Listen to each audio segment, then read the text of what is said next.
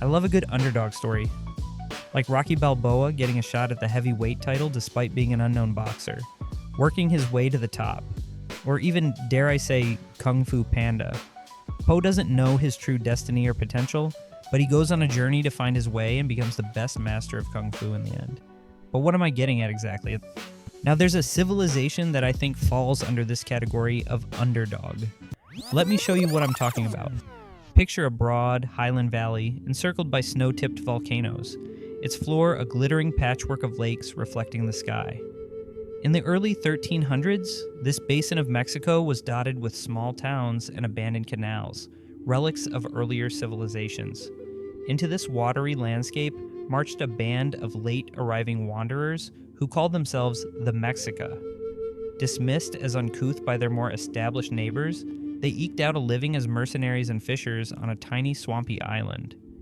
Yet in barely 2 centuries, they would build Tenochtitlán, a city of whitewashed temples, royal zoos, and markets teeming with cacao, jade, and tropical parrots. Through war, diplomacy, and religious fervor, they forged an empire that demanded tribute from as many as 11 million people across Mesoamerica. Then, almost as quickly, it unraveled, struck by European steel, Old World disease, and the revolt of its own tributaries. The Aztec story is often told as a morality play. Noble savages vanquished by ruthless conquistadors, or bloodthirsty tyrants rightfully toppled by a superior civilization. Reality is more nuanced. The empire's meteoric rise rested on ecological ingenuity, ideological audacity, and an uncanny talent for political engineering. Its collapse resulted from a rare confluence of internal stresses, microbial catastrophe, and contingent decisions on all sides. Over the next 8 sections, we will examine those dynamics in depth. How Chinampa agriculture turned marsh into breadbasket. How Tlaxcala rewrote history to justify conquest. How bustling markets knitted provinces together. How ritual sacrifice both empowered and destabilized the state. And how Cortés leveraged old grievances and new germs to bring a superpower to its knees. Finally, we'll explore the aftershocks, the cultural fusion that birthed modern Mexico, and the lessons any empire might heed about adaptability, hubris, and the thin veneer separating glory from ruin. The geographic cradle of the Aztec Empire was no ordinary valley. Sitting over 2,100 meters above sea level, the Basin of Mexico possessed a closed hydrological system. Rainfall had nowhere to drain but into 5 interconnected lakes. 2, Chalco and Xochimilco, were fresh, fed by artesian springs. The largest, Texcoco, was brackish and prone to seasonal flooding. Earlier cultures such as Teotihuacan circa 100 to 550 CE and the Toltecs circa 900 to 1150 CE had exploited these conditions, building canals and dikes, yet much infrastructure lay in disrepair when the Mexica arrived around 1325. For new settlers, the marshy islands seemed a last resort, but necessity sparked innovation. The Mexica embraced and perfected Chinampa agriculture, raised fields constructed by staking out rectangles in shallow water, layering mud and vegetation until arable platforms emerged. Willow trees anchored the edges, their roots preventing erosion. Channels between plots allowed canoe transport of goods and nutrient-rich dredging of lake mud onto crop rows. A single Chinampa could yield up to 7 harvests a year, producing maize, amaranth, beans, chilies, and flowers for urban markets. Spanish chronicler Bernal Diaz later marveled that the gardens seemed to float upon the lake like things enchanted. Crucially, Chinampas converted ecological constraint into comparative advantage. While upland rivals endured drought cycles, the Mexica enjoyed year-round irrigation, supporting dense populations that would soon require armies, priests, and artisans. Environmental engineering extended beyond farming. Causeways, broad earthen roads lined with wooden bridges, linked the island capital to mainland towns, facilitating trade and rapid troop movement. Aqueducts of hollowed logs and later stone carried spring water from Chapultepec, ensuring urban sanitation superior to many European cities of the era. Dikes regulated Texcoco's salinity, protecting Chinampas from brackish seepage. Such projects demanded coordinated labor, reinforcing communal bonds and political hierarchy. Tribute labor drafts, or tequitl, mobilized thousands for construction seasons, embedding state power into the landscape. Ecology also shaped worldview. The surrounding volcanoes, Popocatépetl and Iztaccíhuatl, were mythologized as warrior lovers frozen in time, guardians of the valley. The lakes teemed with axolotls. Salamanders revered for regenerative abilities, and migratory waterfowl whose seasonal patterns informed ritual calendars. Thus, when the Mexica later claimed cosmic destiny, it was rooted in intimate ecological mastery. They alone, it seemed, could wrest sustenance and splendor from a watery wilderness. This material foundation would underwrite military expansion, temple construction, and population booms, while also binding the empire's fate to the delicate hydrology of the basin. Mexica annals recount that their ancestors departed the semi-mythical Aztlan around 1111 CE, guided by the war sun god Huitzilopochtli. Over generations they wandered, hiring out as shock troops to city-states like Culhuacan. Their reputation for ferocity grew, so did disdain from settled peoples who labeled them Chichimeca, barbarian dog people. Yet Mexica elites astutely forged marriage alliances, absorbing Toltec lineages that conferred prestige. Around 1325, divine prophecy reached fulfillment. An eagle, perched on a prickly pear cactus devouring a serpent, appeared on a small island in Lake Texcoco. Here, the Mexica began building Tenochtitlan. Early life was precarious. Lacking farmland, they paid tribute in fish, reeds, and military service to overlord Azcapotzalco. But adversity sharpened organizational acumen. They constructed causeways, expanded chinampas, and, crucially, cultivated a dual-city partnership with Tlatelolco on a neighboring island. Tlatelolco specialized in trade, Tenochtitlan in governance and war. Leadership crystallized under Itzcoatl, Ibro Aitzmab, 1427 to 1440, and his chief advisor Tlacaelel. Itzcoatl spearheaded a coalition with Texcoco and Tlacopan, toppling Azcapotzalco in 1428 and birthing the Triple Alliance. Tlacaelel, meanwhile, undertook ideological revolution. He ordered the destruction of competing histories, elevating the Mexica origin myth to state dogma.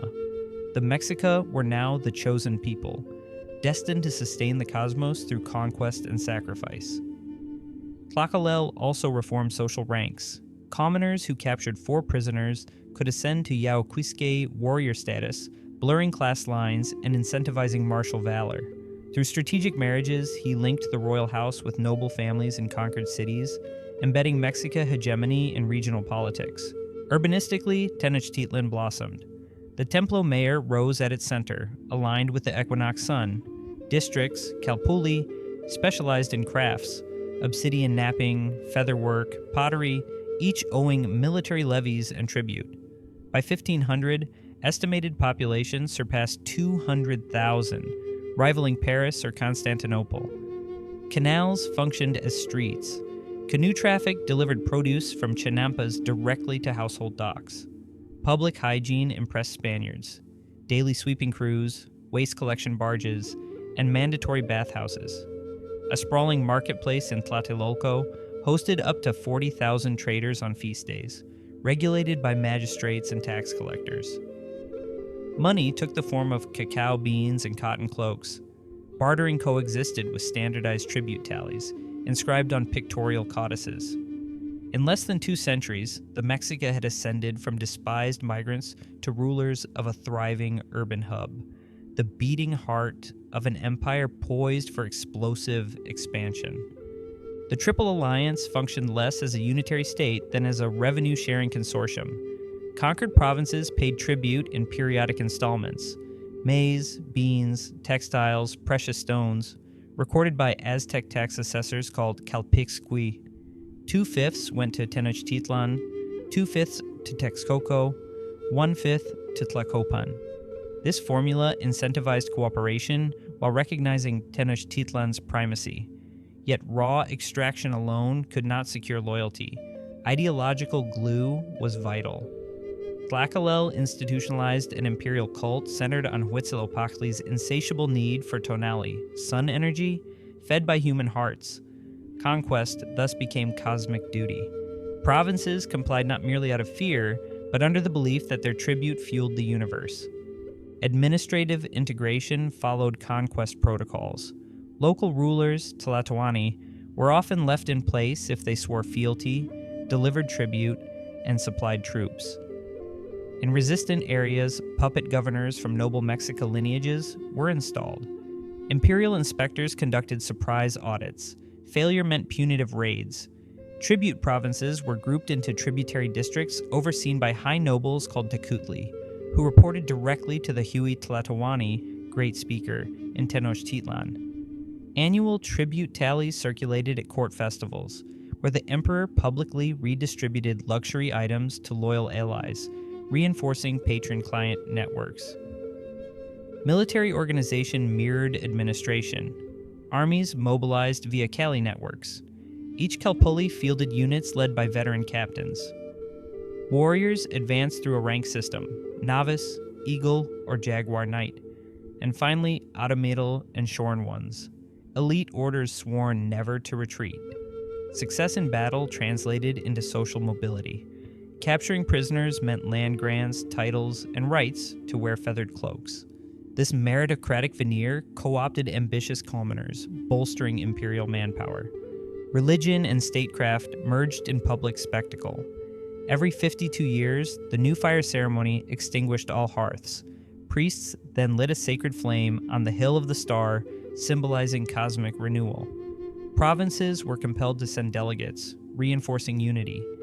Massive festivals like Panquetzalistli displayed rows of captives on temple steps, their blood cascading down stucco slopes. These rituals terrorized foes, awed allies, and reaffirmed social order. Yet they also demanded constant warfare to replenish sacrificial pools, locking the empire into perpetual expansion, an engine that, once stalled by Spanish disruption, sputtered catastrophically. Economic life under the Aztecs was a tapestry woven from tribute, market exchange, and household production. Tribute lists in the Codex Mendoza catalog staggering inflows: 11,000 bundles of cotton from Soconusco, 16,000 rubber balls from Toctepec, jaguar pelts, and seashells. Such goods stocked royal treasuries, paid soldiers, and financed temple construction. Yet the empire also fostered vibrant commercial hubs. The Tlatelolco market operated daily, with specialty sections for ceramics, chilies, salt, and slaves. Spanish witnesses likened its orderliness to European fairs, but on a grander scale. Purchases occurred via barter or currency substitutes: cacao beans, about 80 per cotton cloak, and standardized lengths of copper axe money. Long-distance merchants, Pachteca, were linchpins of the system. Organized into guilds, they undertook perilous expeditions to the Maya lowlands for quetzal feathers or to Guerrero for turquoise. Pachteca enjoyed legal autonomy, maintained their own deity, Yacatecutli, and acted as intelligence gatherers. They mapped trade routes, scouted resources, and sometimes paved the way for military conquest. Successful merchants amassed wealth rivaling minor nobles, demonstrating a degree of class permeability rare in contemporaneous Eurasian societies. Household economies remained fundamental. Women controlled weaving and home gardens, contributing to tax obligations and holding property rights in dowry. Gender roles were complementary rather than strictly hierarchical. Childbirth paralleled warrior valor, and women dying in labor were honored akin to fallen soldiers. Yet noble households enjoyed concubines, jade ear spools, and feather fans, while commoners lived in reed-walled huts. Sumptuary laws forbade lower classes from wearing cotton or drinking chocolate, reinforcing status boundaries. Taxation beyond tribute included labor drafts for canal dredging, road repair, and military logistics. Such obligations intensified as the empire grew, burdening peripheral provinces. Droughts or locust plagues could push communities into default, prompting punitive expeditions. Over time, resentment simmered. Tlaxcala, Cholula, and Huexotzinco, never fully subjugated, became rallying centers for anti-Mexica sentiment.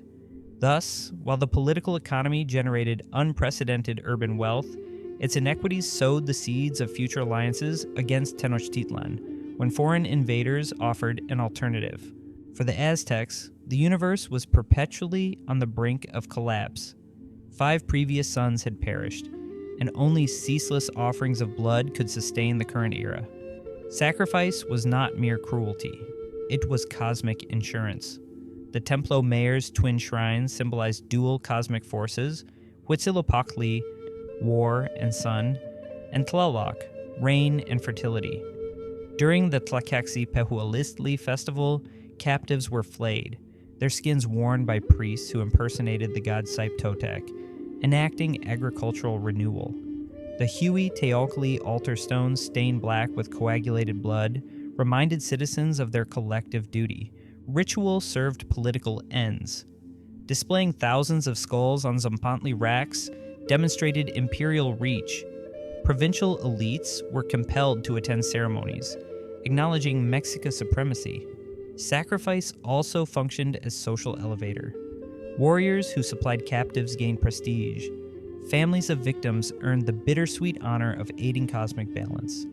Nevertheless, the system imposed logistical demands: constant warfare to capture rather than kill, storage and feeding of prisoners, and specialized priests trained in anatomy to ensure hearts were extracted still beating. Opposition existed. Some Nahua poets, like Nezahualcóyotl of Texcoco, expressed philosophical doubt, composing verses pondering ephemeral life and questioning whether gods truly craved blood. Tributary towns resented losing young men to altar stones. Still, the ideological framework remained robust until Spaniards weaponized it for propaganda. Cortés portrayed sacrifice as diabolical, rallying Christian zeal and indigenous resentment. Ironically, Spanish conquest replaced ritual sacrifice with forced labor and epidemic disease, extracting life in different forms. Yet, the spiritual worldview persisted post-conquest, syncretized into Catholic processions and saint veneration. Modern Dia de los Muertos altars echo pre-Hispanic offerings, marigolds, copal incense, and skull imagery. Thus, while the machinery of fear collapsed with the empire, its cosmological underpinnings adapted, testifying to cultural resilience even amid political catastrophe. By the early 16th century, Aztec expansion faced diminishing returns. New conquests lay in rugged highlands or distant tropics, offering less tribute and requiring longer supply lines. Ecological stress emerged. Chinampa zones approached saturation, salinity intrusion threatened yields, and prolonged droughts, documented in tree ring studies, strained maize production. Imperial response, raising tribute quotas, exacerbated local hardship. Rebellions flared in Huastec and Tarascan frontiers, put down only after costly campaigns. Political succession introduced further instability. Moctezuma II, ascendant in 1502, centralized authority, expanding the palace bureaucracy but alienating some nobles by promoting loyal commoners. His divinatory obsession, consulting omens and soothsayers, led to conservative policies, preferring diplomatic intimidation over risky campaigns. Tributary states sensed hesitation. Tlaxcala, hemmed in yet undefeated, honed military readiness, awaiting opportunity to strike. Class tensions surfaced in Tenochtitlan itself. Market inspectors cracked down on counterfeit cacao beans. Commoners caught wearing forbidden cotton were flogged.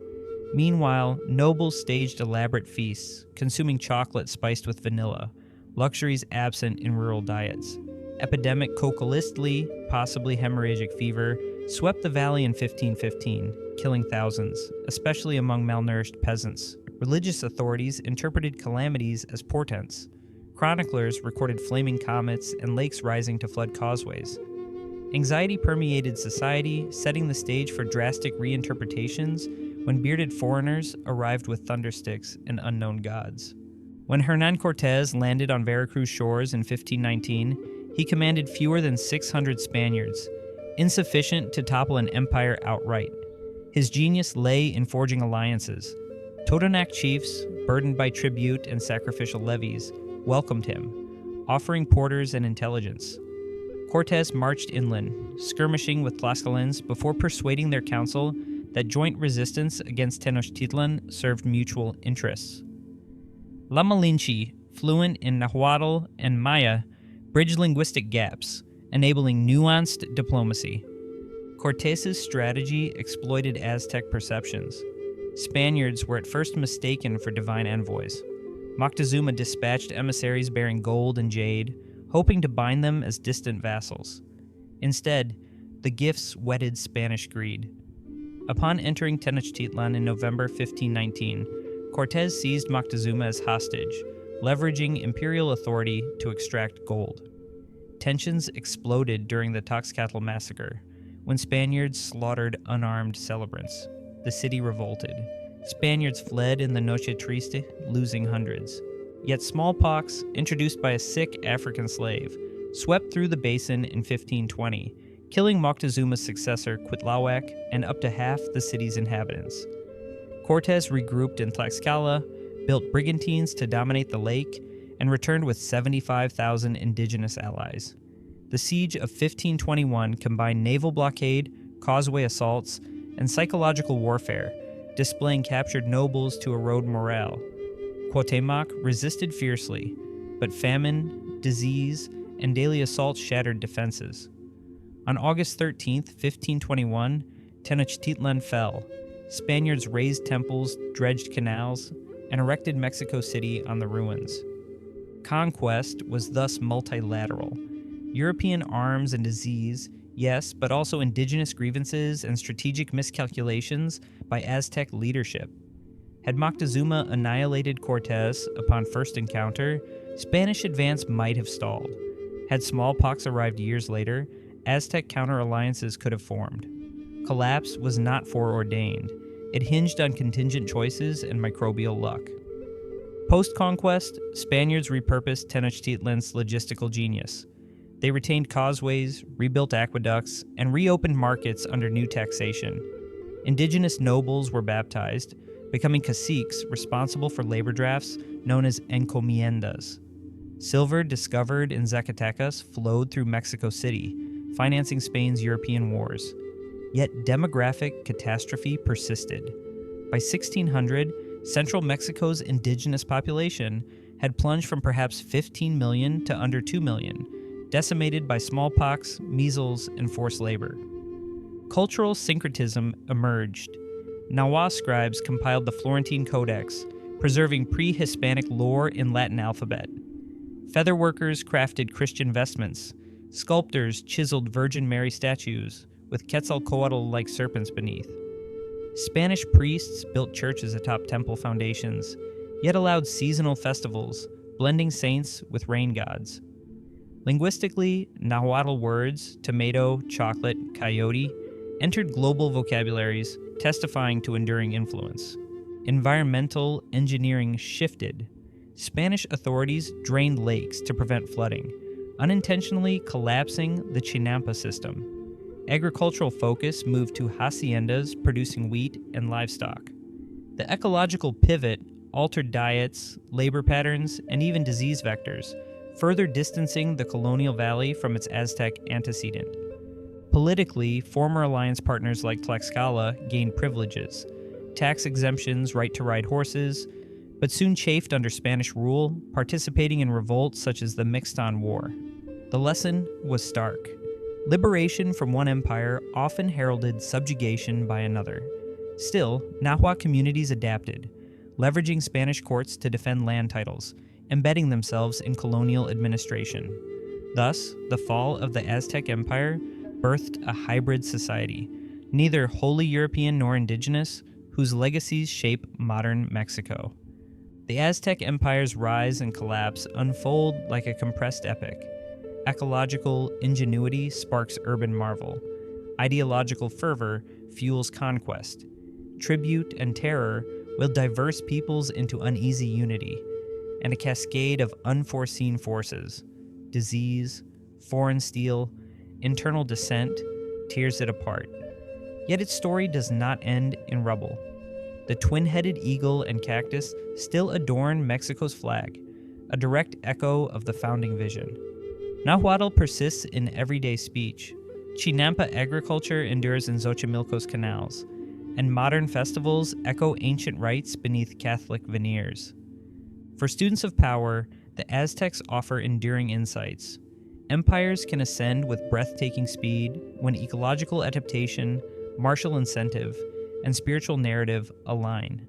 But success breeds overreach. Tribute burdens and ideological rigidity can alienate allies and stifle innovation. External shocks, whether smallpox or climate change, strike hardest when internal fissures widen. Finally, collapse is rarely absolute. Cultural DNA survives, recombining in new political bodies. Walking today across Mexico City's Zocalo, one treads layered histories.